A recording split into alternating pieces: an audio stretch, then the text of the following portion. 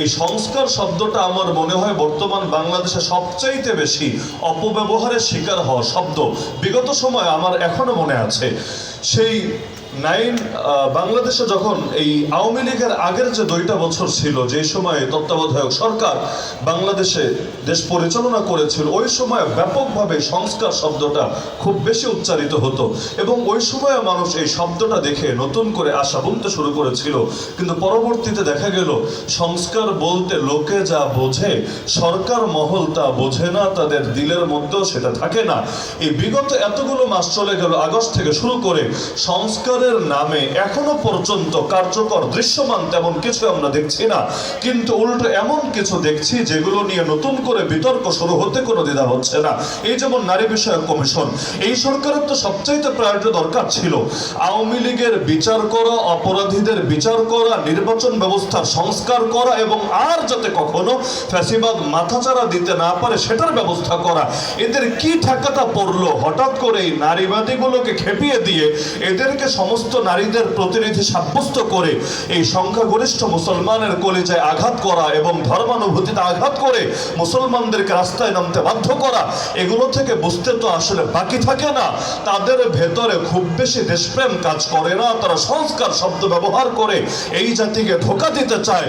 তাদের খুব ভালো করে মনে রাখা দরকার, জাতি যখন রক্ত দিতে জানতো না এমন কোন সময় যদি তাদের উপর জুলুম হয়, সেই সময় নয়তো তারা দীর্ঘদিন পর্যন্ত কি করবে কি না করবে এটা সিদ্ধান্ত নিতে নিতেই সময় কেটে যায়। কিন্তু তাদের মনে রাখা দরকার, জাতি যখন একবার জুলুমের বিরুদ্ধে জাগতে শিখে গেছে, একবার যখন রক্ত দিয়ে প্রতিবাদ করতে শিখে গেছে, সুতরাং বিগত দিনে এক ফ্যাসিবাদীদেরকে যেমন তারা আন্দোলন সংগ্রাম করে তাড়াতে পেরেছে, আগামী দিনেও যদি এই দেশের মানুষের অধিকাংশ মানুষের মূল্যবোধকে আঘাত করা হয় এবং নতুন কোনো জুলুম চাপিয়ে দেওয়া হয়, তাহলে প্রয়োজনে তারা আবু সাঈদ এবং মুগ্ধদের দেখানো পথ ধরে আবারও রাজপথে রক্ত ঢালবে।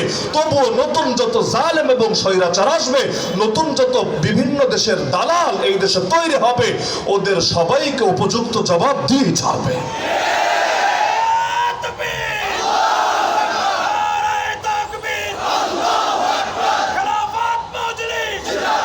সংখ্যক নারী, যাদেরকে নারী বললে আমার মনে হয় নারী শব্দের অপমান হতে পারে, তারপর বলা লাগে সেই হিসাবে বলি, যাদের ব্যাপারে আমার মূল্যায়ন হলো ওদের টিপের সাইজ মগজের সাইজের চাইতে বড়। যত বড় টিপ পরে ওই সাইজের মগজটা যদি মাথায় থাকতো তবুও হয়তো এমন কিছু হতো না যেটা ইতিমধ্যে দেখা গিয়েছে।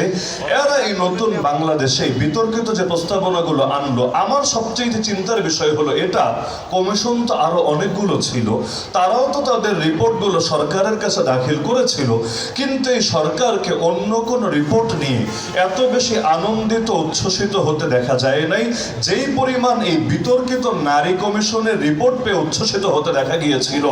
এমনকি দুই পাশে এই মোটা মোটা টিপওয়ালি মহিলাগুলো দাঁড়িয়ে যখন ছবি তুলছিল, তখনও পর্যন্ত সরকার প্রধানের চেহারা থেকে মনে হচ্ছিল যেন পূর্ণিমার চাঁদের বিকিরণ প্রকাশিত হচ্ছে। আনন্দ শুধু হৃদয়ের ভেতরে না, মুখের মধ্যে পর্যন্ত প্রকাশিত হয়ে গিয়েছে।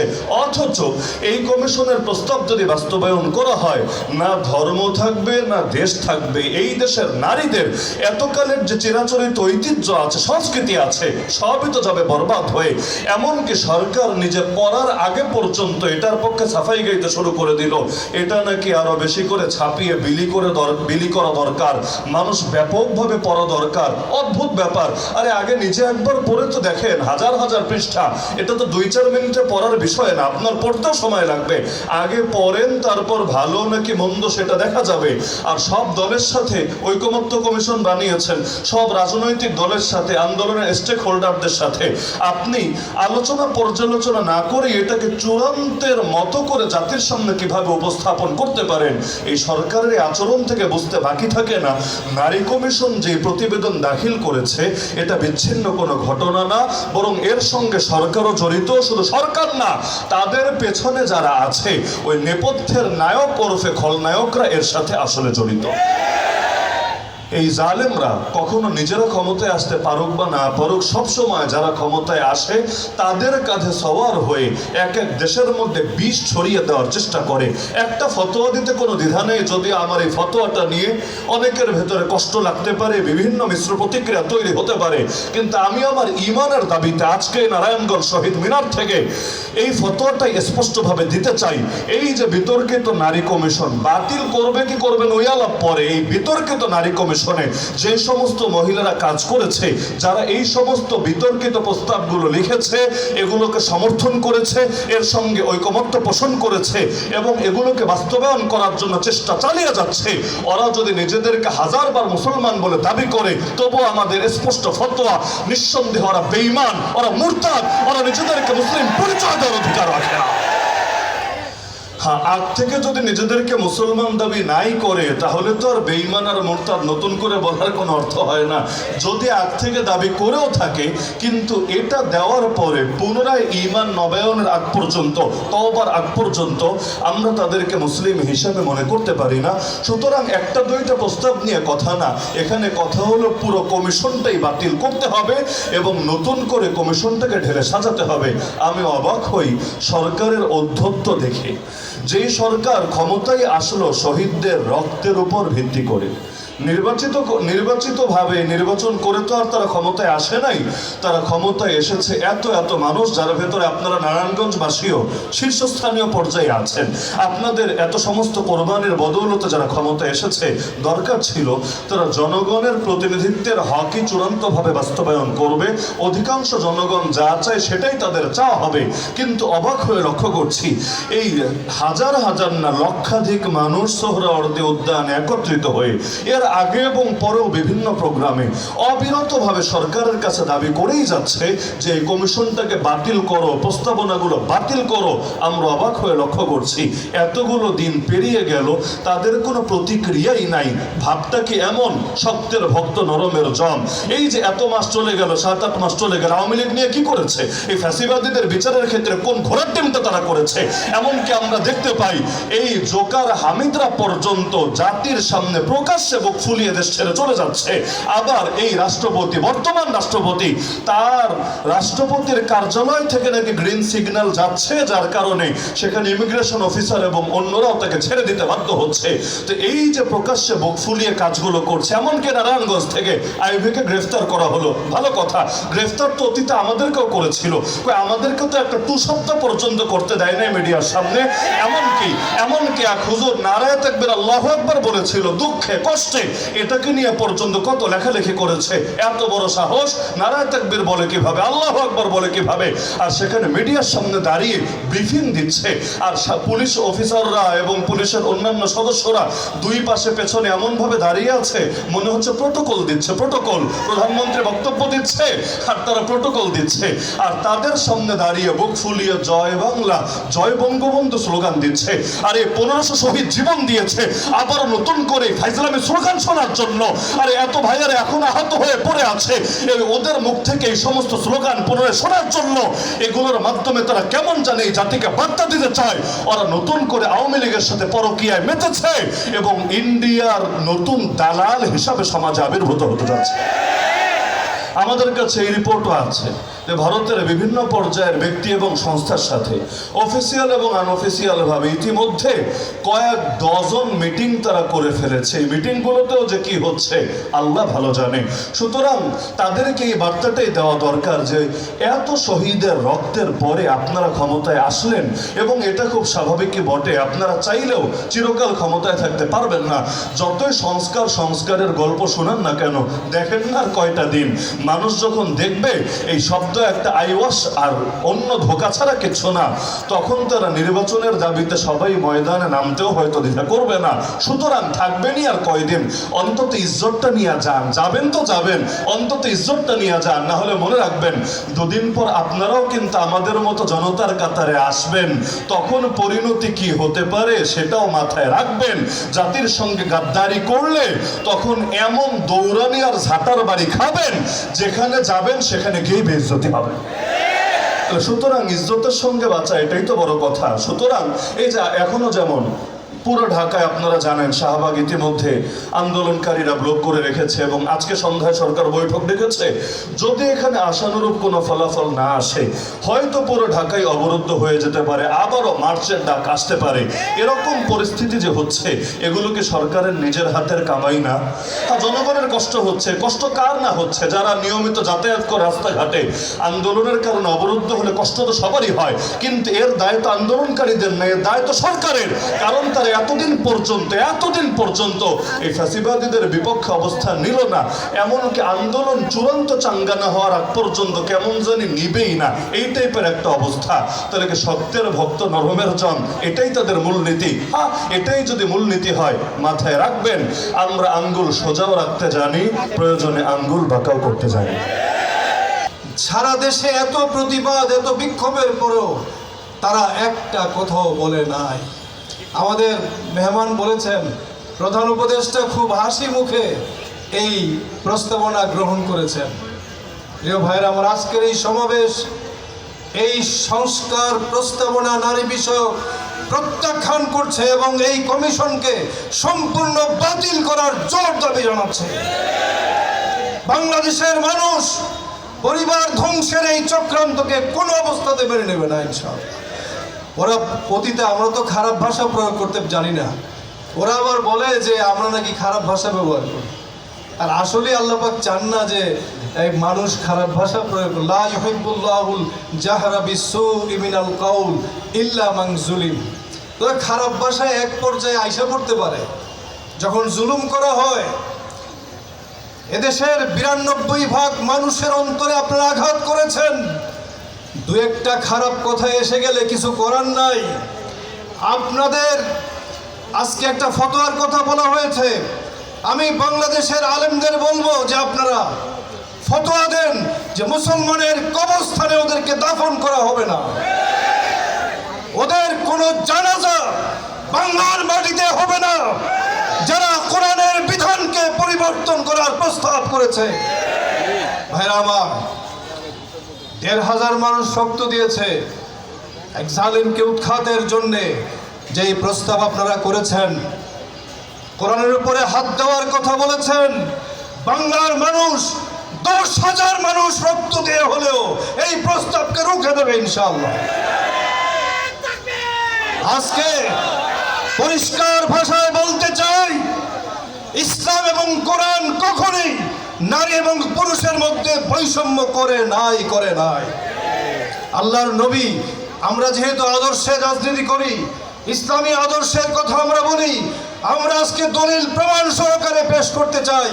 আল্লাহর নবী জনাবে মুহাম্মদুর রাসূলুল্লাহ সাল্লাল্লাহু আলাইহি সাল্লাম পরিষ্কার বলেছেন, মান কানাত লাহু উনসা, যার একটা কন্যা সন্তান আছে বা বোন আছে, ফালাম ইয়াদিহা ওয়ালাম ইউহিনহা ওয়ালাম ইউসির ওয়ালাদাহু আলাইহা। ভালো করে জেনে নেন, আজকে সাংবাদিক বন্ধুরা আপনারাও জেনে নেন, অনেকে কনফিউজড, আসলে কি ইসলাম নারী এবং পুরুষের মধ্যে বৈষম্য করেছে? আল্লাহর নবী বলেছেন, যার একটা কন্যা সন্তান আছে বা বোন আছে, সে তাকে তুচ্ছ করে নাই, তার পুত্র সন্তানকে তার উপরে প্রাধান্য দেয় নাই।